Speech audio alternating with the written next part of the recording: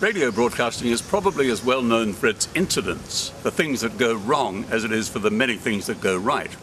And I happen to have been associated with at least one incident, the best known incident that I'm aware of, in Australia years back when Spike Milligan was in the studio. And of course, Spike is nothing if not irreverent. He had just been interviewed at length. He was reluctant to leave. He was enjoying the occasion, talking with Peter Young, the host, when the program finally ended and I entered with the news in brief.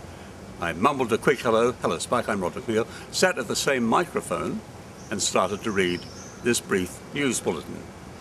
To Spike, this was irresistible, and I should have realized it would be. I started, and he began shortly after with colorful interjections. Now, many decades later, I'm happy to present the piece as it happened on radio, but with the interesting addition of a visual content. I think Spike would have liked the notion of radio with pictures.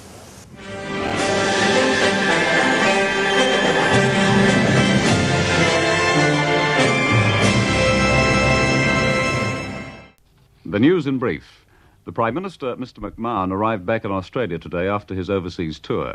He told newsmen at Sydney Airport that he could not have had more valuable discussions with both President Nixon and the British Prime Minister, Mr. Heath. What about Spike Milligan? But he refused to give details of the discussions before he had spoken in the House. What about Spike Milligan? Mr. McMahon also refused to comment when asked about criticism of him by two former ministers, Mr. Gorton and Mr. Killen. And Spike Milligan? The Prime Minister was met at the airport by his two children and members of the Cabinet, including the Treasurer, Mr. Snedden, and Spike Milligan.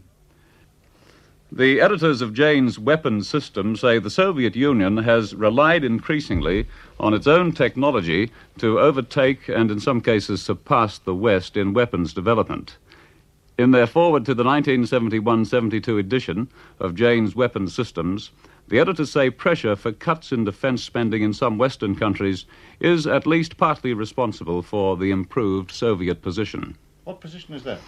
Australia's national international airline Qantas has been awarded a trophy by the British Guild of Air Pilots and Navigators for its safety record. And 33 crashes. Qantas is the second Australian airline to win the Cumberbatch Trophy. TAA won it in 1958. The Australian Post Office is doing good business in the United States. What? An agent for the Post Office in New York says sales of stamps to collectors could bring in $200,000 in the first year of business. The South Australian Attorney General, Mr. King, has warned that people in the state who stock or sell a New South Wales publication, Searchlight, run the risk of prosecution.